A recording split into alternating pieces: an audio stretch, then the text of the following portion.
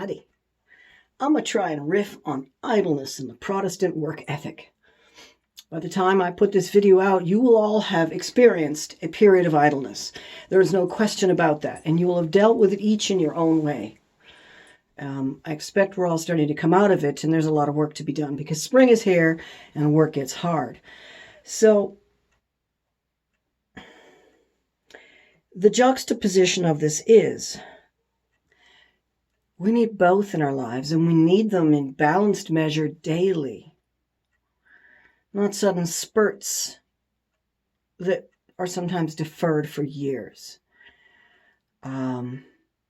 A lot of people don't take an annual vacation because while they have vacation pay, it's being doled out on the biweekly along with their main check, with them being responsible for putting it away in savings. And of course, they're not living on enough money as it is, so they're not putting it away in savings. Ergo, when they get their 2 weeks off, if they take it at all, they're more likely to use it to book up more time, or they spend it being at home. They're not going somewhere doing a vacation. They're being idle. But they're not... It's not enough. Even if you do take your 2 weeks, even if you do get sick leave, there's a lot of people who don't get vacation pay. I know that it's legally mandated. Here in Canada, you're not allowed to employ someone without it. But there's a loophole called subcontractor. The minute they stick you on subcontractor and pay you either salary or piecework, they can ignore all that completely. Now it's all your problem. You're a contractor. You're in charge of your own employment, you see. You are now a private business they're contracting with. And all of this is really a way for big business to get loopholes and cuts in responsibility to employees. And skilled trades are one of the places where people are really, really open to that because they don't want a boss. They would really love to have more workers' rights, but not at the cost of their freedom to say, no, I'm not doing that job. It's very important to them. But then these people often wind up working far harder than anyone else because there are times of bust. They know it. It's the stick and the carrot is the extra money, and they just keep go, go, go. This is becoming the way of the world because more and more of you are being moved into those kinds of positions. You're being given other names, teammates and associates, and wherever possible, they're sticking you in a position of not being a full employee. They're either doing it by by dividing all of the full-time shifts into multiple part-time shifts that are just under the wire to qualify for legal benefits and conditions, or they're issuing subcontractor contracts, to privatizing out, if you will, anything and everything that they possibly can. And as a consequence, more and more of us are falling between the cracks. We're paid on a piecemeal, Consider, for instance, me as a house painter. I come in your house, I change the color of everything and make it look all fresh and clean and new, and I go home. And it takes me a week or two to do this, depending on the amount of walls being dealt with. And you hand me over an agreed upon amount of money, depending on the amount of walls dealt with, the cost of the materials, you know what I mean? I get paid by the job. If I don't have a job, I don't get paid. It is nobody else's problem if work is low. I don't have to wait for a layoff. If I have a slow day, I have a no day. It's on or it's off. Whereas a store clerk might spend a quiet day catching up on the cleaning, for example, fix up the shelves. Nobody's coming in today, so I'm going to get caught up on this, that, and the other thing. But as a contractor, that's just you doing your housekeeping at home. You're not going to get an hourly wage doing that. You're not going to. You're not paid overtime when you work till midnight either. You're paid what you agreed to be paid. And your incentive to work 70-hour weeks is that you can make more money, literally, period. Because You get paid by the job. Now, the Protestant work ethic. This is the idea. It was a way of controlling the population that used the Protestant religion as a vehicle. And they adjusted the Protestant religion that they fed to the masses to convey the messages needed in order to continue oppressing the masses. And, if politics was a hydra, to quote Philosophy Tube, then religion is one of its heads. No, that's Evan Hadfield. If politics were a hydra, he said, religion is one of its heads. Yes. And so they taught people that idleness is sinful, that idle hands make devil's work. Cleanliness is next to godliness. So if you've got nothing else to do, you should be scrubbing something with a toothbrush down to the very cracks. And trust me, I've been there. That's how I was raised. Although we were not religious, the Protestant work ethic and the so clean you can eat off the toilet standards were given to me from somewhere. Perhaps because I was the resident Cinderella and I was being forced to extreme standards. I don't know. Never thought about it. At any rate, work, work, work. One thing I do know without a question was that I was taught that if you are not productive, you have no value. Period. Bottom line. And productive is measured by how much money you get for it. But if you're at least making an effort, it's better than just sitting there in despair. And there's plenty of positives to that. Absolutely. And there are plenty of negatives. The guilt, the shame, the higher level of tension in the body because you never feel comfortable. You never relax. And now we come to the Eastern meditation part. Sometimes if you can't just naturally relax, you have to deliberately relax. And the Easterners, the Eastern folks, the folks on the other side of the Pacific Ocean from here, they have been working on that. They've been working on that work-life balance. They've got some really good tricks up their sleeve. And one of them is sit on your butt and do nothing. Sit down and stop doing. David Suzuki Organization has just put out an article about exactly that, about how if everybody took a half an hour more sleep in Canada, that alone would improve the climate. That it would also improve our well-being. Little things like that, that taking a nap in the afternoon is good for you. And they didn't really address meditation as a form of relaxing, but they did address how the Eastern Buddhism and like all of the Eastern-based religions all value highly mindfulness and time-taking. Taking time. You've seen those pictures of the fella bent over, carefully brushing grain by grain with one twig to clean an entire courtyard. And I'm sure you thought, I don't understand. And you can't understand until you've done it. And that's why they do it, so they can understand it. And having done it once, you get a glimpse only. But having done it many times, it sinks into your bone and you go, oh, I get it. No wonder no one could explain it to me. It is ineffable. It is beyond explanation. It leaves you speechless. There is a wordless, indescribable je ne sais quoi that is achieved through some of these meditative techniques developed over thousands of years in the East. Whether you're sweeping grains, or you're raking sand, or you're steepling your fingers and closing your eyes and humming. It really isn't necessary to adopt somebody's certain specific method. That's the whole idea of having this entire pantheon of methods to meditate. And it is a form of idleness. And when you take time to do that each day, an act of idleness. It combats that Protestant work ethic. It gives you back some of your time, some of your mind, some of your calm. It gives you back some peace. And from that peace and calm, you now can find the space you need for your healing, for your deciding, and for your really important thinking. We cannot think when we are stressed.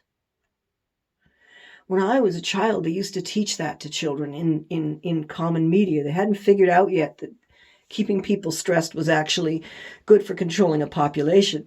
And so instead, they were teaching us the value of maintaining emotional self-control. And there were even sometimes lessons in things, like Leave It to Beaver, for instance, where a parent would actually sit down and explain to a child, like to bring a child down from an emotional upheaval. Or, a children's show would teach a child what to do when you're mad, mad, mad. I just sit down. What do you do when you're sad, sad, dad? I just sit down. And what do you do? Turn that frown upside down. Anyways, that's really, really stupid. Sorry. I shouldn't have been a children's entertainer, and I never was. But the thing of it is, we don't teach each other how to do that, and we haven't been teaching each other for several generations now. I know they weren't teaching it to me as a child. It was just my fondness for vintage TV and the amount of time I spend in front of monitors that has exposed me to it. I'm the kind of person who will read a book while watching cartoons. I kid you not. And I'll pick up all of both. I won't pick up anything else in the room. That's the whole idea. But meditation for me has been about bringing those two streams of consciousness into one and having them go from this to just this and understand the same thing together. And it's a strange thing. And for me, it's more like a switch flipping than a long journey down a tunnel into another room. It's much more like I go flip, and now my head's in that headspace.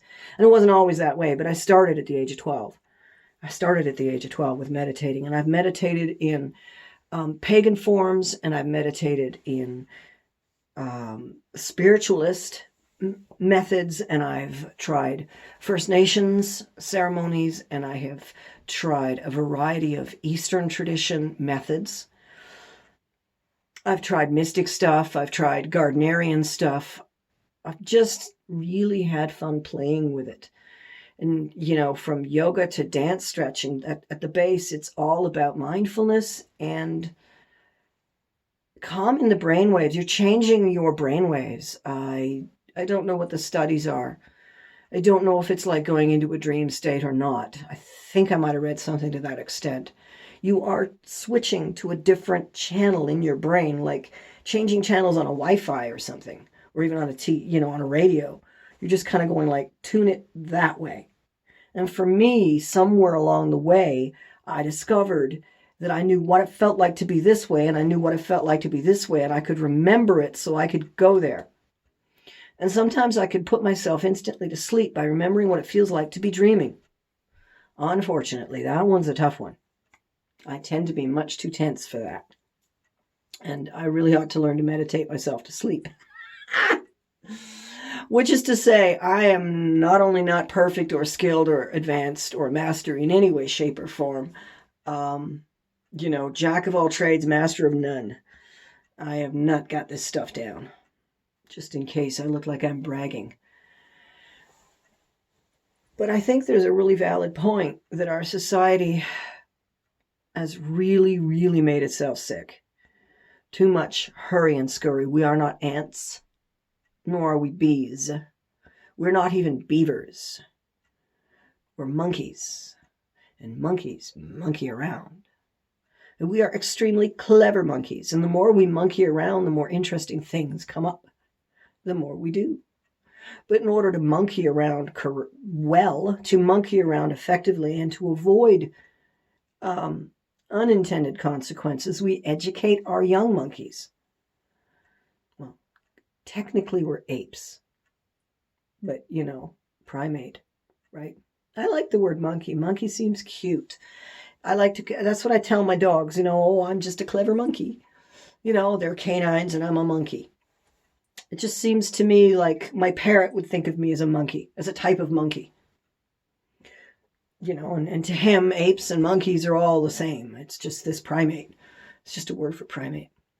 So please do not take offense at being called a monkey. I do not mean offense. I think it's a cute word, and I think it very aptly describes us funny little clever monkeys. We always have our fingers into everything. If you just know anything about monkey personality, it just totally fits us. All we have to do is be educated enough that our intelligence goes down the right paths. We don't need someone reinventing dynamite. We don't need someone reinventing atomic power. We might need someone reinventing the wheel. Okay, maybe we do need someone reinventing atomic power in the night and dynamite. I really hope they do it far from my house. Point is, monkey's got a monkey. We can't just all sit idle.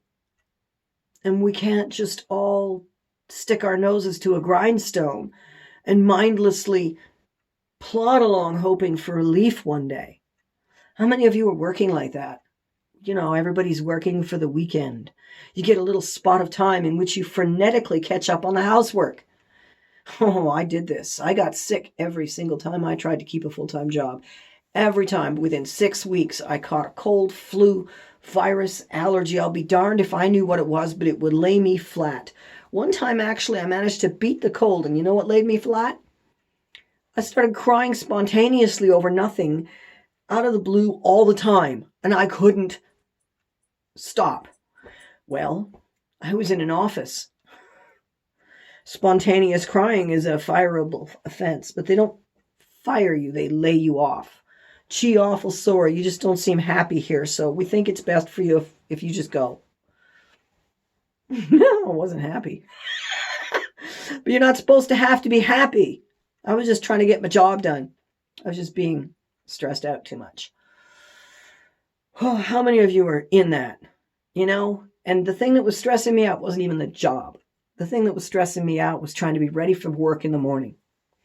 I had to do a commute that took 2.5 hours out of the day. I had to sleep a minimum of 8 hours. I had learned that about myself, that 8 hours, I just didn't have a choice in that. The way my brain was.